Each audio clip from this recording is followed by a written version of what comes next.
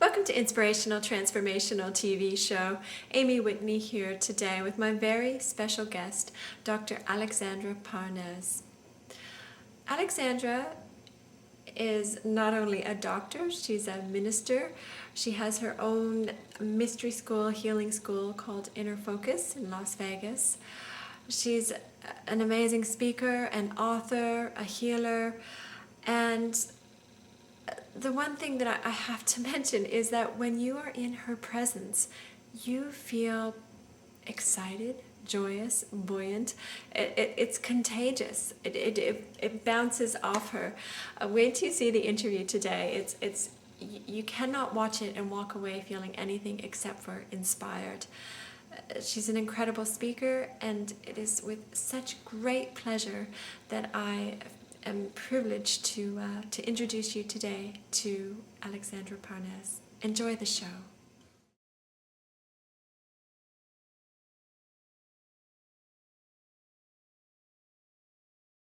Dr. AlixSandra Parness, welcome to Inspirational Transformational TV show. I'd like to just start with the names of your schools and then have you tell us how someone came to develop such a system of healing. You're the founder and director of the International School for Soul-Directed Advanced Energy Healing and Inner Focus Mystery School for Deliberate Creation? Yes. Wow. Amazing. How did you get to the point of developing such a thing? It started to happen in 1990 and 1991. I was a minister for a long time in a church in Las Vegas, Nevada. I come from that wonderful desert city of Las Vegas that is a vortex of beauty and magnificence. And as I developed, I realized that I had healing abilities, and I was very interested in healing, and I was very interested in how healing happened. And so I became a teacher for a good friend of mine, and I taught in his school for quite a while. And then, as we all do, I developed and I grew, and I realized that I had something special I wanted to talk about. And so one day I sat down and I wrote my 400-page manual for the Inner Focus Healing School and started to teach in Madison, Wisconsin. It has evolved over the years until now it has become a healing school and a mystery school. And in that process, so many wonderful things begin to happen, not only to the people that choose to come and be with me, but also to me. And that's what this story is all about. So when you say wonderful things happening, do you want to share some experiences you've had? Sure. There's always a very wonderful moment of inspiration that happens for anybody who chooses to embark on such a beautiful expression of light and love that I feel that I did over the years. And the first was I just wanted to be able to see how healing worked. Like so many of us, I was in many, many schools of energy healing. And I had a lot of teachers, including Barbara Brennan, Dr. Jaffe, and I even began teaching in the School of Energy Mastery in Sedona in 1989, 90, and 91, and a few years after that. I began to recognize the power of the vortex of healing and what can happen when we give ourselves over to this great power that is within every one of us, not only me, but every one of you. And I decided to say yes to the healing power that was beginning to come forth within me. I spent 9 years as a pastor in a church in Las Vegas, Nevada. And during those years, I learned a lot about Jesus, the Bible, what we think as Christians, as the Judeo-Christian thought processes about our own spirituality and how we were going to bring ourselves into a more enlightened place. Obviously, there were times when I was getting ready to give a sermon that I asked Jesus for help. And I said, I have no idea what you mean by this particular statement, and I need you to teach me about it. And so he started to teach me, and I began to have a very easy relationship with him. I never thought of Jesus as somebody greater than me. I certainly have a great deal of respect for what he was able to create and do in the world, and I've certainly learned a great deal from him. But I consider him like a brother who has learned a great deal, and I want to know what you know. So in that process of wanting to know what you know, I would ask questions. If I were going to give a sermon on healing, I would want to know, well, you did an awful lot of healing in your life, and when the woman came and touched the hem of your skirt, how did you do that? Well, he would tell me, the skirt that they talk about was really my aura. And because my aura was so clear at the time, when she came close to me, her healing was absolute and positive because of the energy that she was really feeling. And so I would be very excited about all of that, and I would talk about it, and then I would give a talk about how if we cleanse our aura and heal. Now our aura is that light body that is who we are on many levels.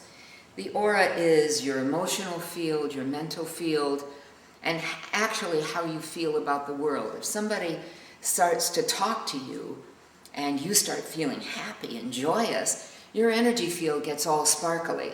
Similar to a little ball I found that I just love, which has got all kinds of little filaments of light in it, and it collects the light. When you're feeling really happy and joyous, that's what your aura looks like. It starts to reflect the light that you really are. Conversely, when you don't feel so good, or you feel unhappy or sad, your aura gets smaller and smaller and smaller, and sometimes it darkens. So it doesn't, you're not really feeling that elated point of view that you were when you were feeling joyous. Beautiful. Now, if we can shift gears a little bit, and so you were taught by masters and just through your own experience, and you've developed your own method of healing. Is that what it's called? Inner focus? Is that a method of healing? Well, inner focus came about because I didn't know what else to call my school. So I thought, well, I don't want to call it the Dr. AlixSandra Parness School of Healing, because I was actually a little too shy to do that. So instead, I came up with this idea of inner focus, forgetting, of course, how many teachings I had gotten about the kingdom of God that's within us, the power of everything that resides within. It hasn't been until many years later that I have really realized the power of the words inner focus, because isn't that what we're doing today? Aren't we now all looking within ourselves for answers? Aren't we ready to quit looking outside of ourselves for others to tell us what to do? We're really asking the question these days, what do I have to say about myself? What do I think? How do I feel about what just happened to me? Rather than running to somebody else and saying, well, would you tell me what I think about what just happened? Or would you show me how I'm supposed to feel about that? Because I don't know. Well, you do know, and we are learning to know. So now, inner focus has evolved. Inner focus has become a mystery school. In fact, I just graduated my first mystery school in Las Vegas. And that mystery school we called for divine masters, because I recognize that you're a master looking at this. I recognize that your heart is open and you only have one thought, and that's to seek who you are. You are looking for you. You're not looking for anyone else. You're not looking out there to find anybody else. You're looking to find yourself. And that's what I'm here to assist not just you in finding you, but I want to find me too. So in the process of teaching and working with healing, I also discover who I am. I discover this magnificent person who's sitting here talking to you, and I am just loving me, and I am loving what I'm beginning to discover about the world these days, and about deliberate creation, and about being with others in a genuine way, where I'm allowing the freedom for you to be who you are, and I'm loving the freedom for me to be who I am. Now you've chatted about we're now looking within. Now, is that something that's happened over the past decade? Does that have something to do with 2012 coming? What's the shift that's made society start to look within? Right. I do believe that 2012 is a major factor in what's going on in our consciousness. I do believe that this alignment that only happens every 26,000 years is a really big deal. I don't see it the way many people have portrayed it. I don't see it as a negative at all. I see it as exciting.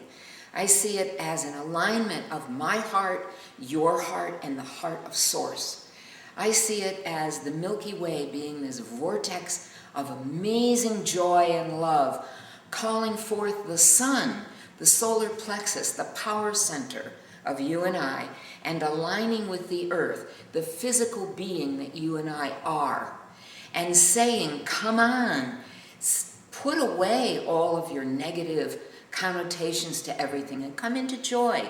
Come into recognizing that life is for joyous living. Life is for excitement. Life is for passion. Life is for... Can't even say it. I love that. So your concept of disease, or the concept of disease, is healing, I don't want to say as simple, but if you get in the space of joy, does that heal? Of course. Joy is the ultimate healer. In my 4-year course at Inner Focus in the Healing School, of course we deal with disease, which is just a misalignment in the truth of who you really are. So when I think about disease, or I experience someone who has come to me who is saying, okay, I have breast cancer right now, and I want to find an alternative way to heal this breast cancer that the doctors have told me that I have. And I say to them, well, what would make you happy? Oh, and they're always shocked at the question that I ask. But why dwell on the negative part? Why not come into the place that says, well, gosh, if I could just spend my life at the ocean. And you know, I used to really love boating, and I loved sailing, and I love these kind of things, and I've never been able to do it. And so now I would really like to do that. I want to talk to people about what makes you happy. What's the longing in your heart to become aligned again with the joy factor, that part of you that understood that your body was a temple that never let you down. You know, your heart keeps beating, right? You don't have to say, heart, would you please beat right now? Your eyes blink automatically, keeping them moist.